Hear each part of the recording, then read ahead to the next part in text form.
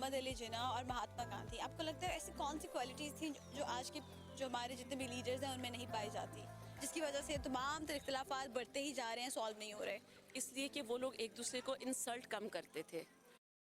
मेरे पास एक simple answer है, दैट इज़ विजन। एक्चुअली जो शख्स आता है पैसा लगा के, पॉलिटिशियन, उसका ये ऑब्जेक्टिव होता है कि मैं 5 साल में जितना पैसा लगा के उससे डबल लेके वापस चला जाऊँ। उन के लिए एक अलग किया है जो आज के मेरे ख्याल से सियासतदान नहीं कर सकते। आजकल के जो सियासतदान हैं वो चाहते हैं कि बस हम पैसा छाप लें, हम ये कर लें, हम वो कर लें।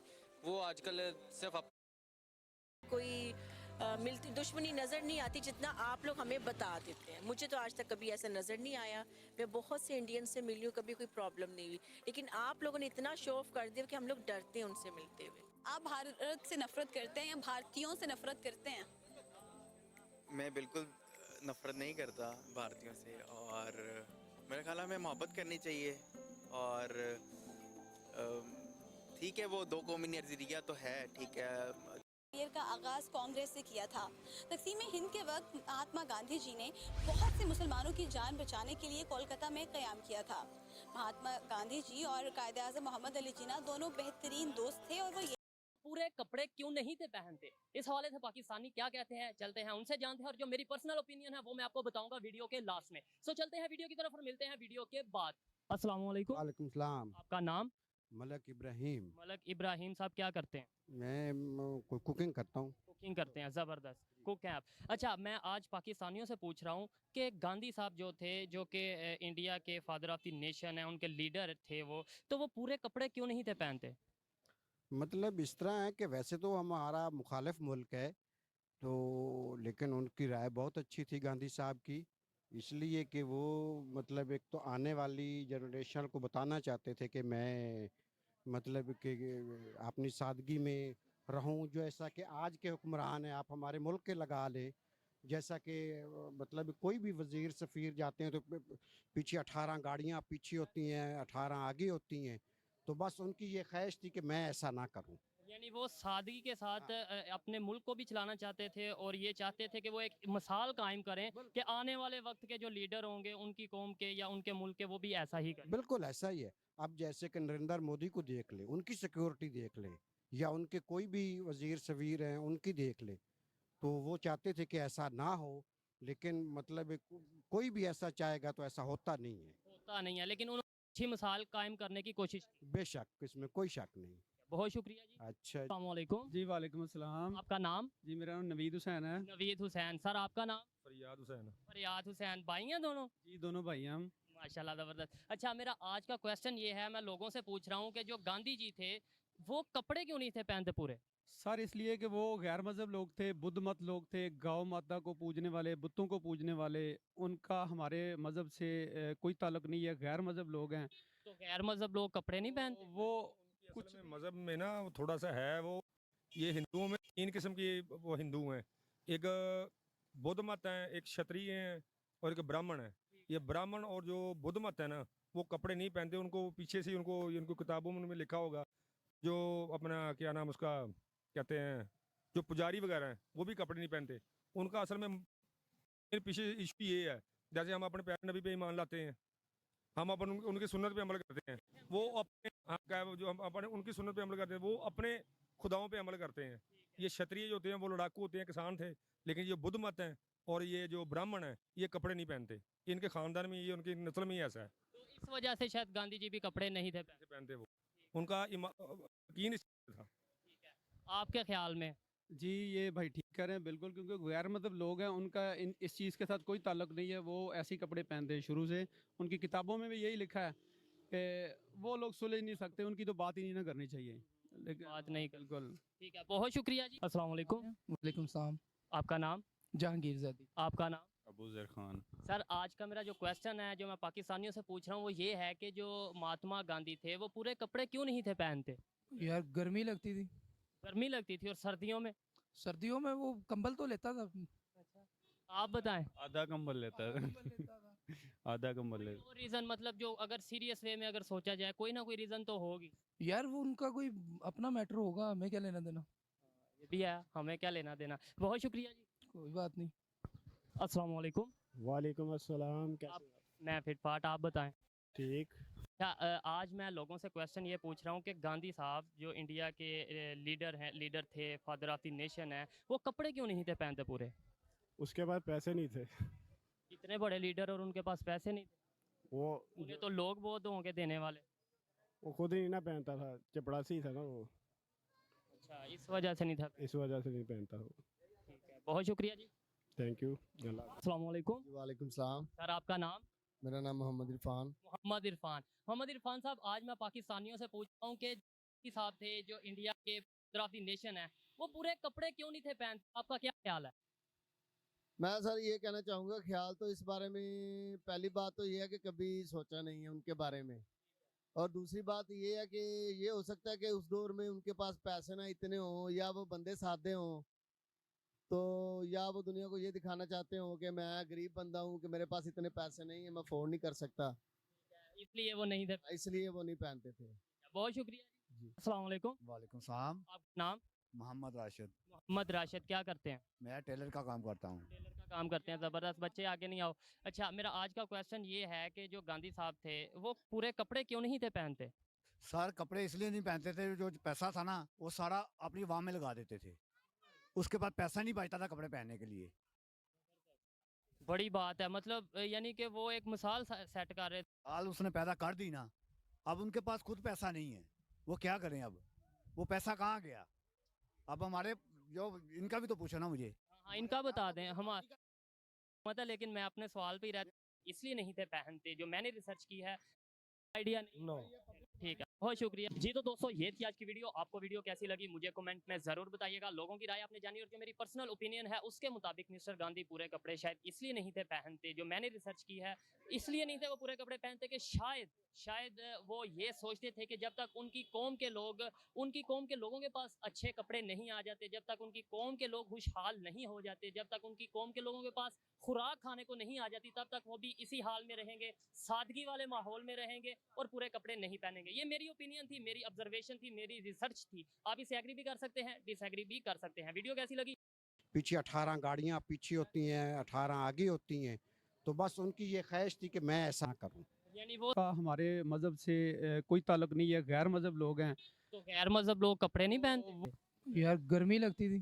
गर्मी लगती थी, और सर्दियों में ये क्षत्रिय जो होते हैं वो लड़ाकू होते हैं, किसान थे, लेकिन ये बुद्ध मत हैं और ये जो ब्राह्मण हैं ये कपड़े नहीं पहनते, इनके खानदान में ये। इनका बता दें इंडिया के क्यों पूछे, पाकिस्तान का पूछना। तराना। जिन महात्मा गांधी को पूरी दुनिया अहिंसा का पुजारी मानती है, जिनके दुनिया भर में 110 से भी ज्यादा प्रतिमाएं हैं, और जिनके कहने पर पाकिस्तान को कंगाली से बचाने के लिए भारत ने 55 करोड़ रुपए का भुगतान किया था, आज उन्हीं की मूर्ति लगने पर पाकिस्तानी छात्रों को तकलीफ हो रही है। देखिए हमारी ये खास रिपोर्ट।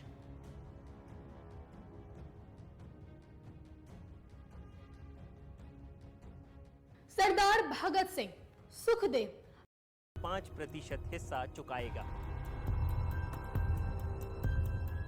इसके अलावा भारत के सरकारी दफ्तरों में पड़ी चल संपत्ति में से 80% हिस्सा भारत के लिए और 20% हिस्सा पाकिस्तान के लिए देना मुकर्रर किया गया।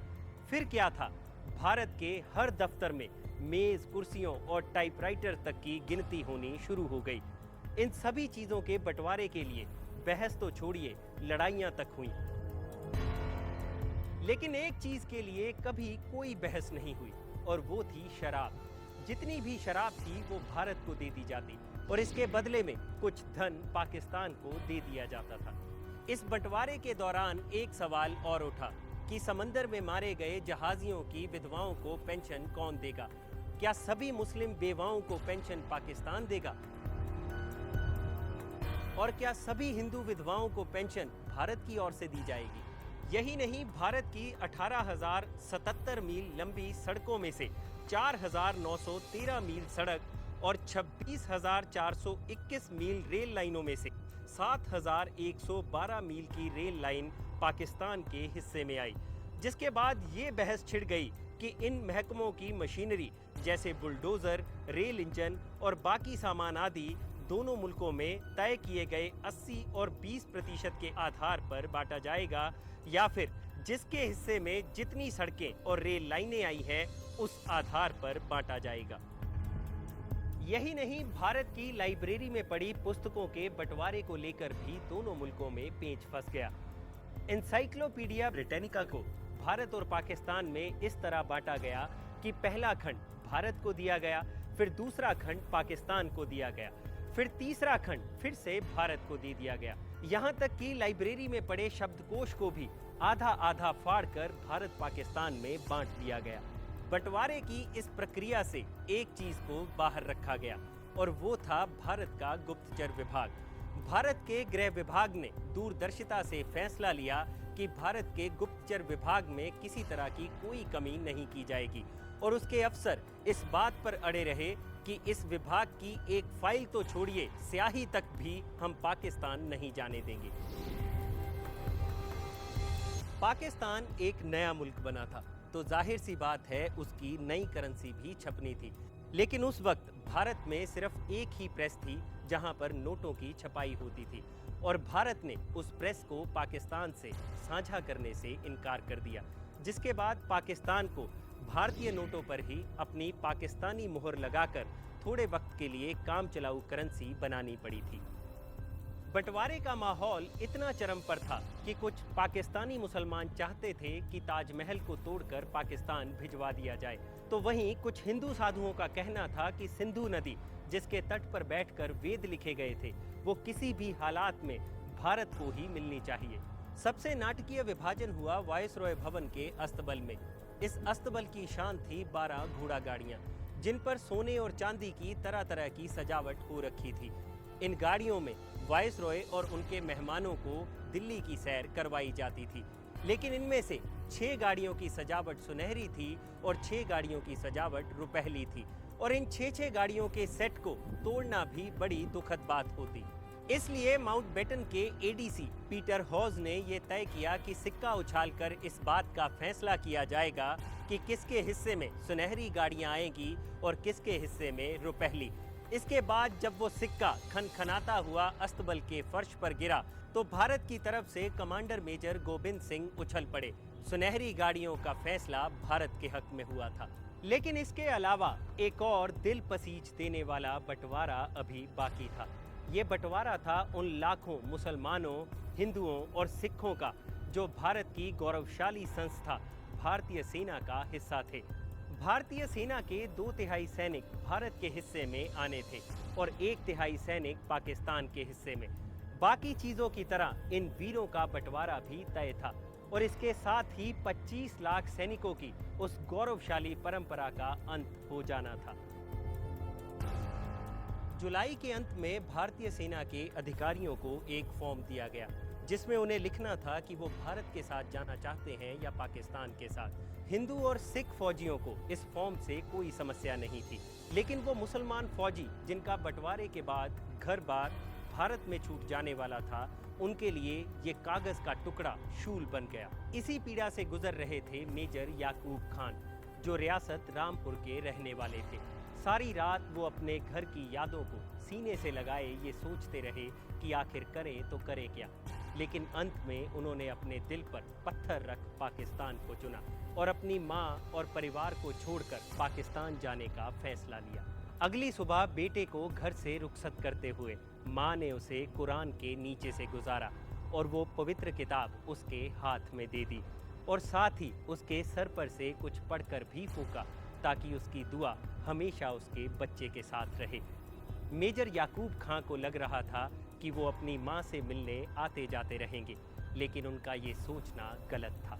वो ना तो कभी दोबारा अपनी माँ से मिल पाया और ना ही कभी अपने पुश्तैनी घर वापस लौट पाया। इसके कुछ ही महीनों बाद वो कश्मीर में पाकिस्तानी बटालियन की अगुवाई कर रहा था और जो भारतीय फौज की टुकड़ी उसकी बटालियन से लोहा ले रही थी, उनमें एक टुकड़ी गढ़वाल रेजिमेंट की भी शामिल थी। उस रेजिमेंट के कमांडर भी याकूब खां की तरह मुसलमान ही थे, लेकिन फर्क सिर्फ इतना था कि उन्होंने साल 1947 में अपनी मातृभूमि भारत को चुना और ये विडंबना ही थी कि वो भी रियासत रामपुर के ही रहने वाले थे। याकूब खां की तरह उनके नाम के पीछे भी खां ही लगता था और उनका नाम था यूनुस खान। जो याकूब खान के बड़े भाई थे। दो मुल्कों के बंटवारे ने दो सगे भाइयों को युद्ध के मैदान में एक दूसरे के सामने लाकर खड़ा कर दिया था। अगर आपको हमारा ये किस्सा पसंद आया है तो इसे लाइक और शेयर करना मत भूलिएगा और जानकारी से भरे हमारे ऐसे ही वीडियोस देखने के लिए आप YouTube पर सर्च कर सकते हैं हमारा शो किस्सा आज तक।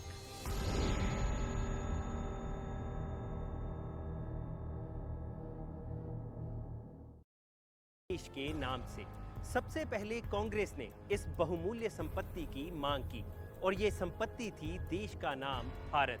असल में कांग्रेस ने उस प्रस्ताव को खारिज कर दिया था जिसमें उसे भारत का नाम बदलकर हिंदुस्तान रखने की सलाह दी गई थी।